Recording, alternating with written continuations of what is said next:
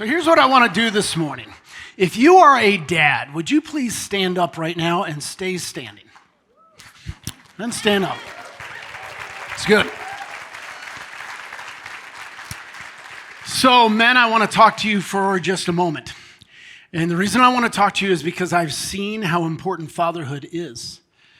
A lot of you guys know I didn't grow up with a great dad. I know for some of you to hear that stated so plainly publicly is a little bit shocking. Don't worry, he's dead. He's not going to find out, okay? But I could beat around the bush. It just doesn't change the facts. I didn't have a great dad, and that left a wound in my life. That left a void in my life, and I've seen how important fatherhood is. And then after that, God was gracious enough to allow me to become a dad. And by his grace, I decided that I would be a different kind of dad. Now, I haven't been perfect. I've left a lot of open field in front of me that future generations of my family can move the ball even further down the field. But I do know that God gave me enough grace that I got to move the ball significantly downfield from where I came. And I've seen the impact on my son. I've seen the impact on my daughter. And I've seen how important fatherhood is. And then I've been in ministry for about 3 decades now. And I've heard a lot of life stories. I've heard a lot of people talk about how they've been wounded by their dad. I've heard a lot of people talk about how they've been blessed by their dad. And most people are a mix of both. But in these lives that I've ministered to, I've seen how important fatherhood is. And then I pay attention to the research. Excuse me, there's interesting research out there, even on like church attendance. Do you know, Mother's Day is one of the top attended days of the church calendar. Top 3. You've got Easter, Christmas time, and Mother's Day. It's in the Trinity, for crying out loud.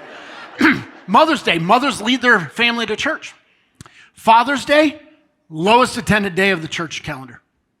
That's something. It falls below July 4th weekend, Labor Day weekend, and Memorial Day. All those are above, with all the travel that goes on. Isn't that crazy? And yet there's other research to pay attention to. If mom takes the kids to church without dad, there's a 1 in 50 chance that the kids embrace the faith. If dad takes kids to church, he leads, regardless of mom, 3 out of 4. Isn't that wild? I've seen how important fatherhood is. Men, your families need you.